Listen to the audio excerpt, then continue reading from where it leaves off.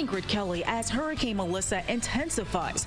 A local disaster relief organization is prepping these buckets to send to Jamaica. A nanny from Chesterfield Township charged with first-degree murder. We have new details on this horrific case. A Detroit police officer could soon be facing charges after allegedly shooting a woman 6 times during a routine traffic stop. I'm Scott Walczak. What the Board of Police Commissioners has to say and what's coming up next. Working for you. Fox 2 News at 5 starts now. Hurricane Melissa slamming into Jamaica as a Category 5 monster, one of the most powerful storms the Atlantic has ever seen. 185-mile-per-hour winds, catastrophic damage, and widespread flooding. Hurricane Melissa is being called a worst-case scenario by the National Hurricane Center. Good evening, everyone. I'm Taryn Asher. And I'm Brandon Hudson. Look, as we wait for the storm to pass, groups here in Metro Detroit, they're teaming up to send some much-needed resources their way. Fox News' Ingrid Kelly joins us live in the newsroom with a look at those relief efforts. Hey, Ingrid. Exactly. Hey, good afternoon. You know, we're talking about massive flooding, heavy rainfall, power outages, and one local organization wants to do what it can to help. We are preparing to send loads of supplies to people that are impacted by this storm. Hurricane Melissa packing a mighty punch as it makes landfall in Jamaica. Jamaica's got 3 million people. I mean, all of them are going to need some assistance in some way. That's where Disaster Relief at Work, or DRAW, steps in. We're going to send primarily cleaning buckets. We've got everything from all-purpose cleaning, laundry, dish, rags, sponges, clothesline, clothespin. There's towels in here. There's garbage bags. DRAW has partnered with other organizations to get the resources where they're needed most. Partners at FedEx are helping us out. We're working with an organization called World Vision, which is an international organization, and they work with an international Baptist coalition to work with on-the-ground local community churches and organizations that help with humanitarian aid. As Hurricane Melissa intensifies, DRAW may need to send another round of buckets, and that's where you can help. If people want to help out, they can visit our website, drawbuckets.org, and there's a list of different items that we need for different types of storms, and people could pitch in through an Amazon wish list, through a donation, or even just signing up to volunteer to help us get the next round of buckets ready to go. Back out here live, you know, because of the impact of this storm, it's believed that Jamaica will need help for months to come. So if you can donate to DRAW, go to fox2detroit.com. Back to you in the studio. Well, look, while Hurricane Melissa may be 1,700 miles away, it is hitting close for many people in Metro Detroit who call Jamaica home. Forecasters, they're calling this one of the strongest storms on the planet this year. Many with family ties to the island are worried as they try to stay in contact with loved ones who are impacted by this hurricane. The owner of Island Spice Caribbean Restaurant in Detroit says that he hasn't been able to connect with his family after many have experienced power outages on the island. My family is there. I tried to try to make a phone call. I didn't get any answer or anything, so I'm hoping that everybody's okay. We're just hoping and praying right now. That's all we can do, you know? Our thoughts are with them, their family, and many others on that island. Tonight at 6 o'clock, we're going to hear from the Caribbean Community Service Center in Metro Detroit, which says that it is efforting for help for Jamaica. Look, we've been monitoring Melissa as it slams into Jamaica. And Weather Authority Rich Luderman is joining us now with the very latest on the storm's path and where it's headed next. Rich? We're talking about eastern Cuba and then the Bahamas. Notice over the last 4 or 5 hours how the eye has been weakened as it's moving over Jamaica. Now to the north shore of Jamaica is where it is, heading in the direction of Guantanamo. Let's take a look at the future track. Still very powerful as it moves through the Bahamas, perhaps as far as Bermuda. The good part of this graphic is it is not expected to affect the lower 48 states, but we'll be watching it around here. We have chances for rain on Thursday. So we're going to highlight that part of the forecast coming up in 10. Taryn, Brandon, back to you. All right. Thanks so much, Rich. We'll stay with Fox 2 for continuing coverage of Hurricane Melissa. You can also count on us to bring you the very latest developments on later editions of Fox 2 News and streaming on Fox Local. Well, Nanny faces murder charges tonight, accused of stabbing an elderly man to death right in front of his granddaughter. And police say it happened when 35-year-old Samantha Booth was babysitting last Friday at a Royal Oak home. There's the woman charged today in court with multiple felonies, including child abuse. Fox 2's Camila Mary picks up the story from here. Tuesday, 35-year-old Samantha Ray Booth, formally charged with first-degree murder in the brutal stabbing of 83-year-old David Ong. I've been in law enforcement for a very long time, and this is one of the most horrific scenes that we've ever encountered.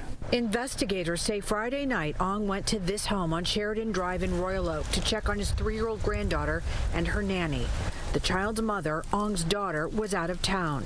She called her brother-in-law as well.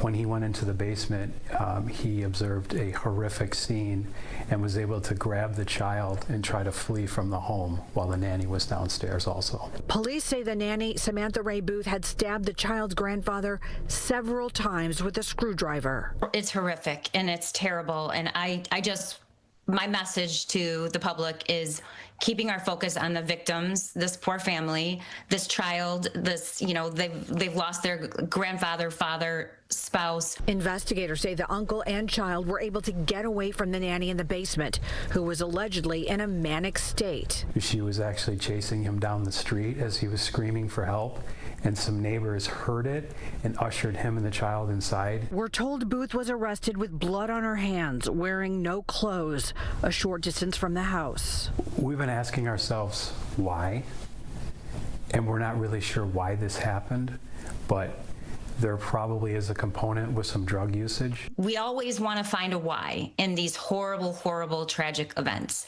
I do too.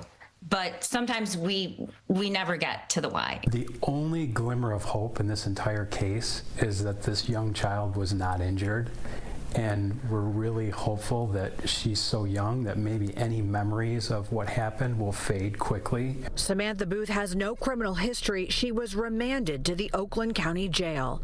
In Royal Oak, Camila Mary, Fox 2 News. Former hockey star and Metro Detroit native is accused of sex crimes. Ryan Kessler, who played for Vancouver, was charged Monday with 2 counts of 4th-degree criminal sexual conduct.